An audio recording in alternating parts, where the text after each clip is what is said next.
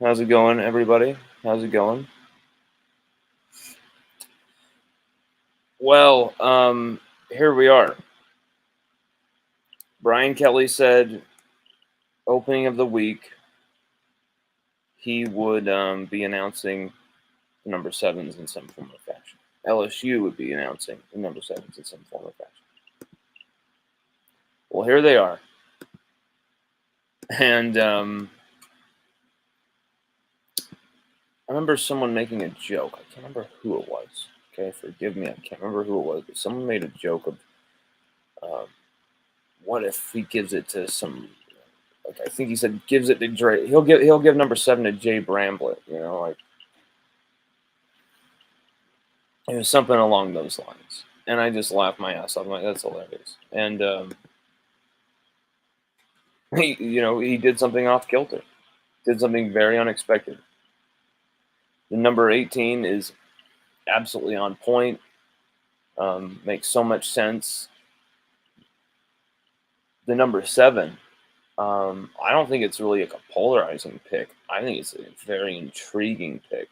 I think the people who might be even against it are still like all in on like, hey, that's a player who deserves it. But is it a position group they're really all in on getting that type of an honor? That is something we'll see. But for me, I love it. It's about the type of player who is getting it. And when you make Will Campbell your number 7, your left tackle, your sophomore left tackle, Will Campbell is your number 7. I mean, that says a lot about the direction Brian Kelly wants to take the program, not only this season, but what he's building for the future with Brad Davis. Possibly if Brad Davis moves on as well, they're stacking that talent for the next 5 years to come here. And so it's very interesting to see that pick being made. It's always been a DB, and then in recent years, starting with DJ Chark, it's been receivers randomly. Tell me what you think of the picks. Are you down with the number 7? Are you down with the number 18?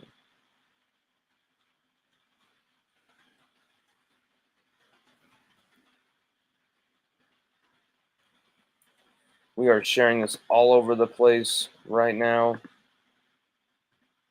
Hoping you all come in and join us for a little discussion on this because I think it's a very interesting thing when you're looking at Will Campbell getting the number 7. It's such an honor that is always given to the grade A top shelf players that some people would even call prima donnas. Like Jamar Chase got it. If Justin Jefferson had come back, maybe he gets the number 7. It's Kayshon Boutte. These guys are the playmakers. The guys who, like, even if they maybe are a little skirting the line with the rules or go off the edge here, get close to the edge here, I should say. We can tolerate it because they're just that good. They're that special of an innate playmaker for LSU. Like, that's the type of player I'm usually associating with number 7, but it's always like a skill position player. It has always been, frankly, a DB, literally a defensive back or a receiver. Like, it has literally just been that. And to break that tradition by starting your own with the offensive line, it's where the program's going. It's not saying that DB isn't as important or defensive back doesn't matter as much as offensive line. It's saying that we've known this for years. We've known this for a century now. Football is won or lost in the trenches. There's no getting around it. You can have Peyton Manning. You can have Marvin Harrison. You can even have Jeff Saturday. But if everybody around Jeff Saturday is just lost, it doesn't matter. You can have Reggie Wayne even on that team. Dallas Clark on that Colts team. They got only one Super Bowl to show for it. It just shows you that, like, if you don't have who was there? Who was Dwight Freeney on the defensive line for those Colts teams? But no one else. Like there was always just one guy, no one else. That's not what LSU has always been about. We've always been about stacking the talent in the trenches. We've always been very talent rich in the state, offensive line including. But in recent years, offensive line has kind of dwindled off the track a little bit. But now you've got it back. Now you've got it back going the last few cycles. We're talking about the mid to late 2010s offensive line recruiting in Louisiana. Maybe wasn't where it should have been, especially when you look at historically Alan Faneca coming out of the region and Andrew Whitworth. Those are two Hall of Fame offensive linemen right there. It's very talent rich. And offensive linemen, when you look at Emory Jones, when you look at someone like Will Campbell, my God, they could be great at LSU for so long. And now with Will Campbell getting the number 7, you think Will Campbell, he's going to now be the first LSU Tiger since Leonard Fournette, and only the third LSU Tiger ever, along with Pat Peterson, to wear the number 7 for multiple seasons. How about that for Will Campbell? Because he's obviously going to wear it this season, and he's going to obviously wear it next season. So, I mean, what a crazy honor. I really did not expect this type of thing for Will Campbell. I expect him to get any other honor on the team, but number 7. But it just tells you how seriously they are taking this offensive line win in the trenches thing. It's how LSU wants to recruit. They want to stack that talent deep on the offensive line, and then continue what LSU's been doing on the defensive line for the last however long. Because LSU has been, we've been elite recruiting on the defensive line for quite some time. And it's been easy to do with the talent that's there around you in the state. If you miss on some of these guys, it's like, what the hell are you doing? How could you do this? How could you fail to sell the program? I mean, you don't even have to sell it. It sells itself. So there's something wrong with you probably. And usually that's kind of the case. There's something wrong with the person. And that's why if they fail recruiting in Louisiana, you don't have the right guy. And so not only is it great to see that they have actually been executing and kicking ass recruiting in Louisiana, but like finding new pipelines of talent and maximizing the trenches. Not only in Louisiana either, but they're going national if they have to. Going into places like Georgia, DJ Chester, Paul Mubenga, Texas. I love how we've been able to really dig at Texas and Georgia recruiting wise, like just all around, not just offensive line, but just all positions. The last maybe even 5 to 10 years, you could include. Yeah, let's just go over the past decade. Since 2013, we have obliterated Texas and Georgia recruiting. If you look at the 4 and 5 stars we've taken from Georgia and Texas, the states, it's hilarious to me. It's just something I wanted to say. Just something I wanted to say. Just a funny little aside there. But yeah, Will Campbell, given the number 7, offensive lineman given the number 7. Is this too far from Brian Kelly? Is this kind of a boring direction you don't really want to see the team going? Is this something you like to see? Is this the toughness, the intensity that LSU should be about? Because that's how I see it. And I think if you're looking for exciting football and you're looking for 50 to 60 passing attempts a game, that's probably not going to be the offense we're running in the Brian Kelly era. I'm sad to say, but we're probably not going to have a quarterback who's throwing over 40 times a game. It's just not going to happen. But are we still going to have an electric offense where receivers can be maximized to the utmost of their potential? We're not talking about having like two guys with 1,000-yard seasons. Maybe one guy gets over 1,000, another gets like over 600, 700 yards, 5 touchdowns. So you got a 1K guy, double-digit touchdowns. The second guy was like 700 yards, 5, 6 touchdowns, and then a third guy 4 or 500 yards, 4 or 5 touchdowns. That to me, plus what the tight ends are going to be producing, that's the recipe right there. And maybe LSU are going to be going more in a meat and potatoes fundamentals direction with this type of a sign, because it's a big deal to give Will Campbell the number 7. I wouldn't be doing this show, I don't think, besides writing the article like we already did, if this wasn't such an interesting decision from Brian Kelly, in my opinion, because it's something that I was like, we got to talk about this. This is bizarre. This is really strange, and I dig it. I'll go down that path. I'll be fine going down that path. But are you, as a fan, like down with that? Because as a fan, you're gonna have a lot of different opinions, and we'll listen to any and all of them. We don't care. Bring it on. But it's something I find very interesting that he has completely turned the tradition on its head. You look at the corners, number 7's out there, right? You look at the receiver, someone's wearing number 7. And if it's not a corner, it's like one of the all-American hybrid type of safeties in the country, a must-see type of player that you're always going to be looking at, watching anyway.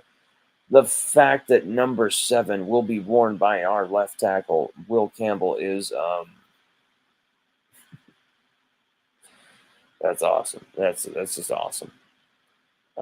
Sometimes real life is stranger than fiction, and Will Campbell's it's cooler than fiction, because now he's started his freshman season, played almost every game, was able to mount a physical comeback after getting his ass kicked the first quarter by Jared Verse last season, and start putting Verse on his ass.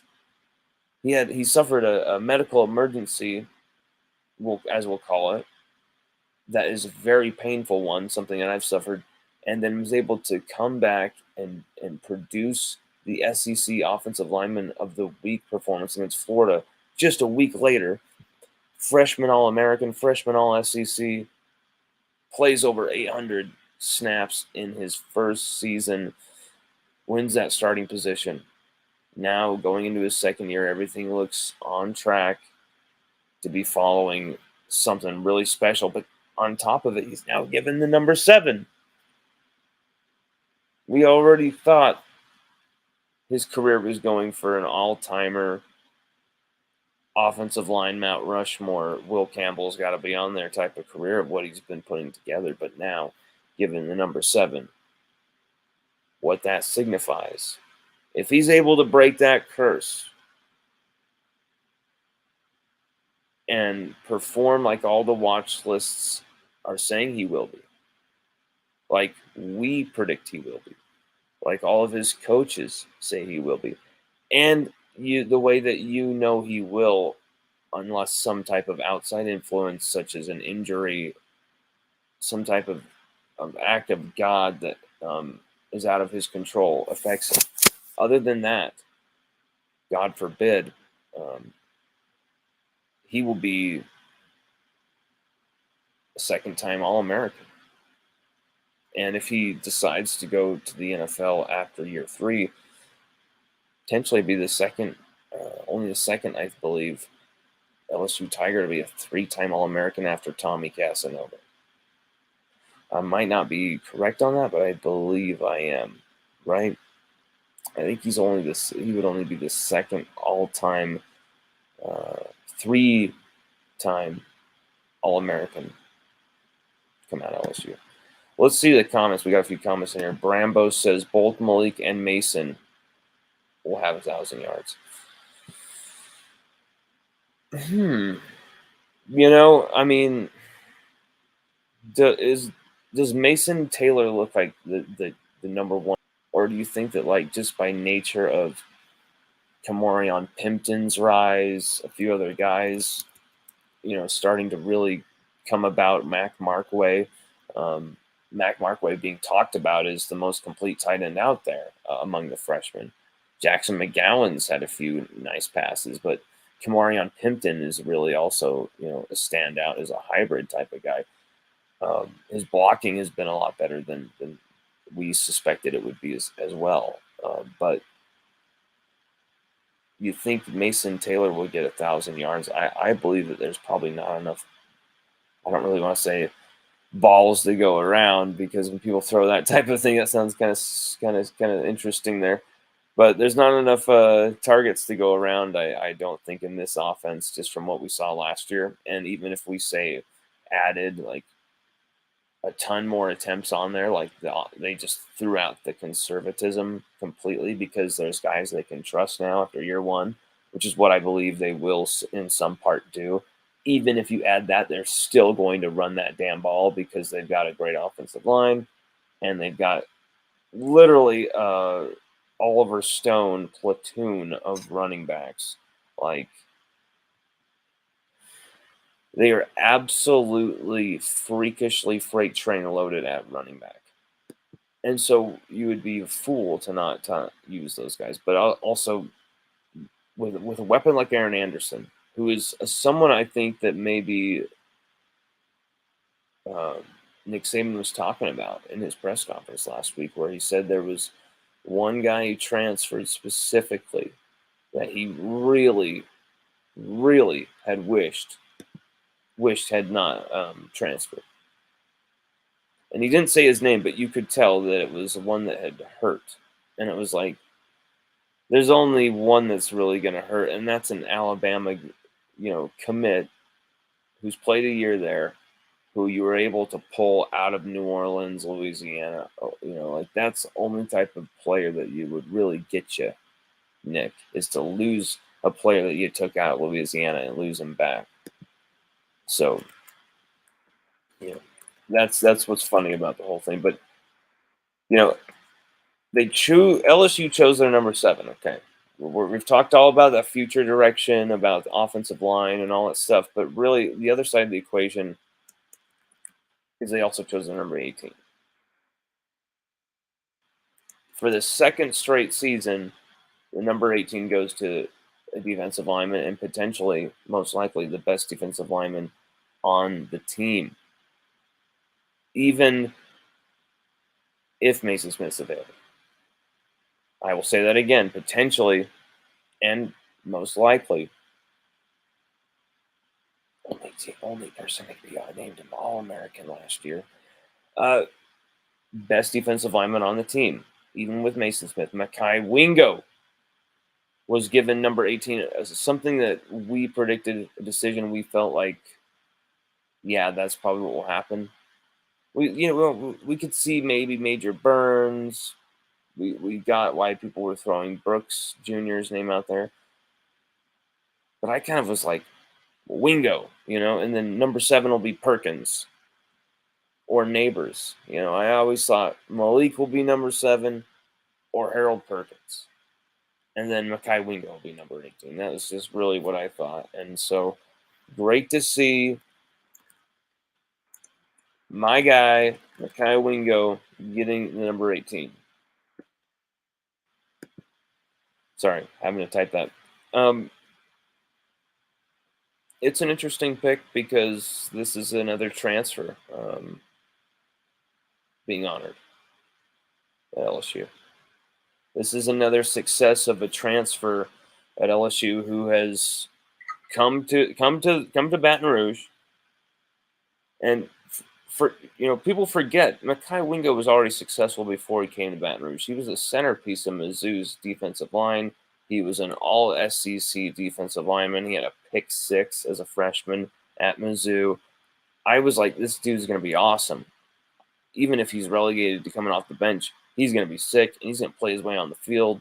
He's awesome. I really had a good vibe about him coming onto the team. That's why we were, seeking him out for interviews so much before the season last year. There's, I think, 2 or 3 interviews just with Mackay before the season, then one we did with him during the season. That's how much we just were like, we got to talk to this guy.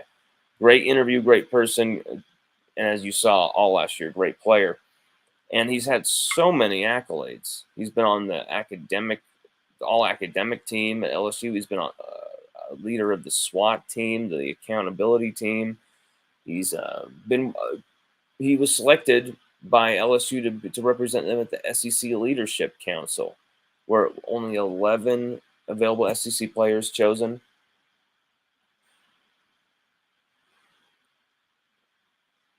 Of course, named AP All-American last year.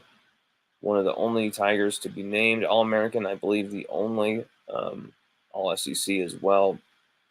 And now he's nominated for the Outland. Well, sorry, not nominated. He is on the Outland and Nagurski preseason watch lists. Mackay Wingo just really taking some really good fortunes at Missouri. Going to definitely stand out, definitely still be a high round draft pick. But now he's doing it on the biggest stage possible at LSU, where dreams really do come true for some of these people going there. And he's able to really take advantage of that and propel himself. Where, I mean, the notoriety for Mackay is just incredible. Now he's given the number 18 jersey. I mean, he had the Iron Tiger Award last year from Jake Flint, as well as one of the Tigers who just was able to lift the most and had the most endurance, the most strength on the team. Like, holy shit. I mean, Mackay really gave his all for the team. He tore his labrum actually earlier in the 2022 season, and was able to play and withstand the pain through so much of last year's games. It was crazy. And played 821 defensive snaps. Only second only to Greg Brooks Jr. 3.5 sacks, 25 pressures, 47 tackles. Like, he did it all. 5 pass breakups. We're giving him the one that wasn't credited against Alabama. It will say 4, but we're giving him the 5th one. So take that. 2 fumble recoveries, including that big one against Florida State. Forced another fumble as well. Would have had another one against Florida had they, from a Harold Perkins strip, had they not called it back, which was sad because that was a cool play. But, had an eye for creating turnovers as well. It was the complete package from Mackay Wingo. Unbelievable what he was doing. I mean, beyond the stats. Literally throwing offensive linemen into each other. Just throwing an offensive lineman into a running back, which fucked up the protection. And so the quarterback got sacked by somebody because the running back got smashed. Like, he was literally throwing people around. I'm not joking you. Go back and watch the film, especially late in the season, as he is probably in a lot more pain too. He is absolutely just throwing MFers around.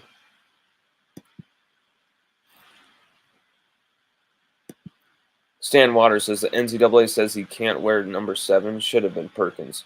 Oh, so it's going to be a patch.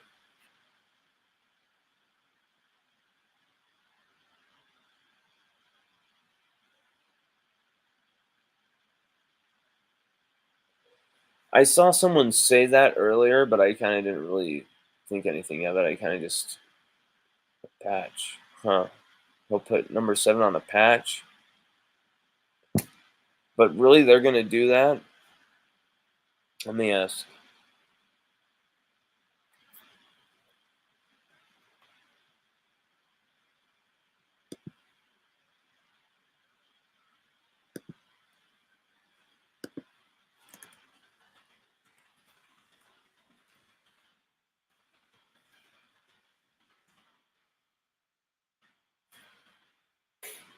I'm just going to ask Will himself. We just sent him a message. We'll see if he responds. Seriously, if the NCAA are not going to let him wear the number 7, like, are you kidding me? Why not? What is the point? What is the point behind that? I'm not. I don't understand. Why can't he wear the numbers? Why can't an offensive lineman do something unique? To me, it's bullshit. It's like how they would fight wars standing in lines, like in a field. This is the way you fight the war. Dun, dun, dun, dun, dun, dun, dun.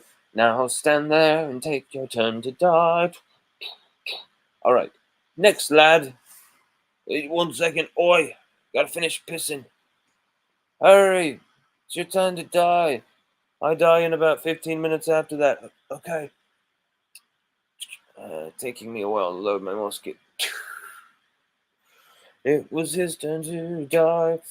That's basically the type of old rudimentary bullshit we're looking at here with NCAA.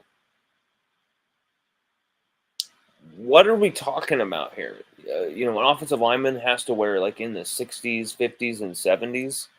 A receiver has to wear certain numbers in the teens or the 80s. Defensive backs have to, like. Here's the thing. I do get it a bit, because it would be a crazy game to identify, a crazy game to officiate, a crazy game to try and, like, pick everything out, unless you knew every single damn player on every team and, like, had a encyclopedic knowledge of every single number correlation with every guy on the team. And oh, he just changed to 27 this year, but he was 24 last year. Like, not every single person in the world can do that, or gives a shit about that. And so sometimes it can be extremely difficult to differentiate. Maybe that's what they're trying to do. They don't want a corner wearing 84 and then the other one wearing 21. Like, I get it. In that sense, it would kind of cosmetically look stupid to have a corner wear the number 84 or something. That's kind of strange, though. Like, who's the one kind of ordained to choose this? You're a fullback. You can't wear number 2. Or can they? Well, you're a quarterback. You can't wear number 92, 93. What if he's like Jared Lorenzen or something? Like, he's a big guy. He can wear that. He can pull that shit off. Like, what is the problem there? I don't know. I don't know. People were saying to me that they thought Harold Perkins would get this. They thought for sure Harold Perkins would get this, um, number 7. And there's some people who were shocked at Makai Wingo getting number 18. I don't really get that. They're thinking it would be Burns or Brooks, but I just don't think that really would have been that smart of a choice when you got Makai Wingo there on your football team.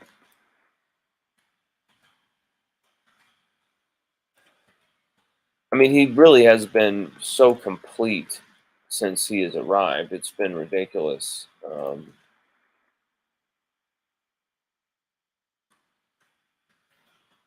He really has done everything possible as a Tiger, and he's won games for us. He's got us back in games. He's you know been on the bench with Mason Smith as the starter and had to come in and kind of make a huge play in a crazy moment to keep us in that game against Florida State last year. He had some big moments against Alabama in the biggest game of the year to get us to the SEC championship game. Makai, every step of the way, had big moments for LSU last season. And what can you say? You had to give him the number 18. I mean, what a player at LSU. Sad that this is his last season, because this, drink it up, because this might be the last time you get to see Makai Wingo in an LSU uniform here in year 3. Because everyone thinks, oh, he's year 2. He's got one more.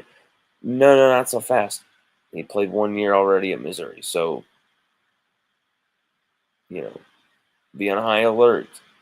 Makai Wingo's already achieved so much in just that first year. He'd already be like, I think, a first to second, maybe even third at the lowest round pick. Especially when you get him in those interview rooms, he's going to absolutely kill it with the GMs and scouts. But when you look at what Makai has done already, it's monumental at LSU. If he wins a national championship and basically has yet another incredible season like he just had, um, wow, you're looking at one of the most complete around the circle academics, leadership council, SWAT team, Iron Tiger, All American, Bronco Nagurski, national title, making sacks, blocking passes, getting tackles, being the number one rated rushing defender in the entire SEC and in the top five of the entire college football for the entirety of the last season. Um, you you could argue Makai Wingo is one of the most recently like all around complete honored Tigers outside of like Joe Burrow, like Glenn Dorsey.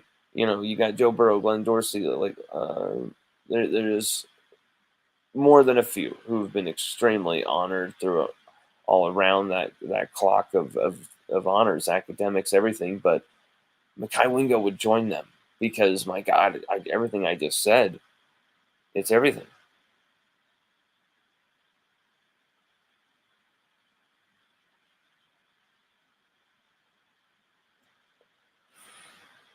But yeah, Makai Wingo, very, very, very deserving of that number 18. He's gonna wear it with pride, and this is yet again another big time defensive lineman wearing 18. We had Damone Clark, a linebacker, wearing it for a while. Um, and then you had did Damone have 18 for 2 seasons? I think he did. I think he was 35 that 20 in 2019. Oh no, wait. Yeah, he was 35 in 2018 and 2019. And then was given the number 18 going into that 2020 season. I think that's right. So I think Damone Clark wore 18 for 2 seasons. And the number 18's history of usage as far as like timeline is a little skewed for me, but I know pretty much all the players, of course, Jacob Esther, Benny Logan, even clear back. Um, God, there's some fucking many. You even got Ojolari, the last one to wear it, and I think was awesome, repping the 18. Kaylavon Chason was able to wear it. So you got a very good share of defensive linemen who were wearing number 18. And dare I say it, some of the greatest defensive linemen to ever play in purple and gold were wearing number 18. Will be remembered for wearing that number. And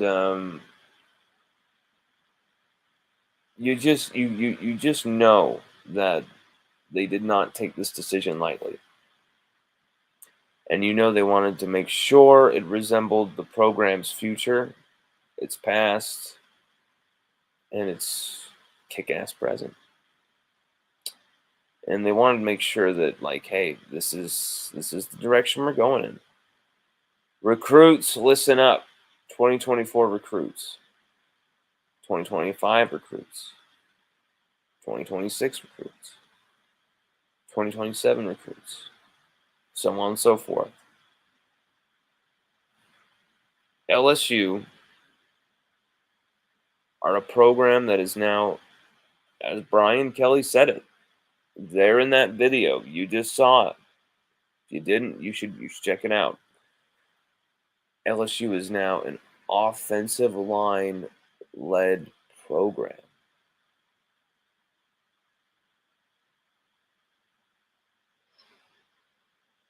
LSU is an offensive line led program.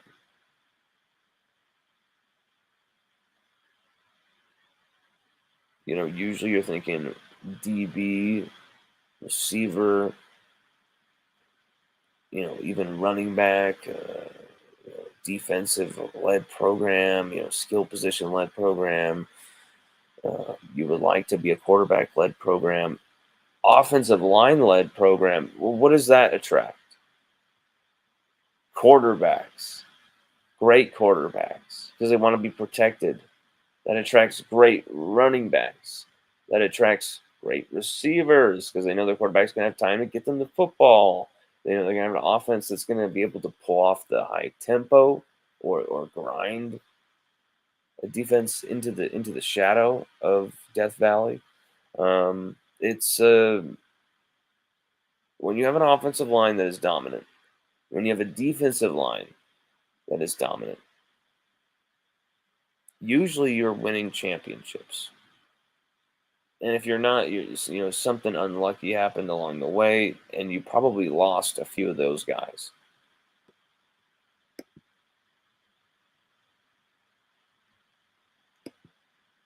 Stan Waters says, fans want to see number 7 in full display. You can't see a patch from my house. Campbell is our MVP. Well, I mean, like, Stan, it's so stupid, my man, because even if you could see the 7 patch, bro, it's like, what's the point? What's the point now? Ooh, he's got a patch that says 7 and he's wearing 66. Now you're just confusing people, especially the casuals who might want to kind of get into LSU. Now it's like, what the hell is that? Is that some tribute to some guy who's number 7 who died? Now they're Googling a number 7 at LSU who died. And now they're very confused, going down a really dark tunnel that leads them to Johnny Giles and all sorts of things like that. But if they just let Will wear number 7, it would be a lot less confusing, a lot less ridiculous, a lot less stupid. Like, isn't this it's becoming the no fun league, version 2.0 with college football and this escalated, desperate new version of the NCAA, where it's like the NFL. Yeah, it's always been the no fun league, but really, college football is doubling up on the stupid right now, especially when it comes to LSU, doubling up on the stupid. And you saw some really stupid penalties going across college football today. Some really bizarre calls against some guys, usually on the defense as well. This is an interesting comment from my guy Brambo. John Giles ruined number 7. Will is going to get it back to the standard. That's the thing, is I really think it's dumb that they don't let him wear it, because I feel like Will is going to kill that curse and just like, just totally just destroy the shit out of it. Go Jean-Claude Van Damme on that curse's ass. That's what I feel. But anyway, everybody, thank you so much for watching us today. We have to get ready for a concert we're going to tonight. We are going to go see the fucking Flaming Lips live. They're playing here in Utah. It is me and Chelsea and I's only second date night since Sage has been born. Our first one was like back in like November or something. So like, this is a long time coming, and it's going to be a fun time. That we've seen the Flaming Lips so many times. This will be like time number 8 or 9, so it's going to be an epic show. If you have the Flaming Lips coming into your town, definitely go see them. They cannot miss. But everybody, thank you so much for watching. Keep commenting on what the hell you thought about number 7 and number 18. Get a little craziness going on here in the comments section, because it's only going to help us. It's only going to help the world when LSU fans are running it. LSUODYSSEY.com, baby. LSUODYSSEY.com.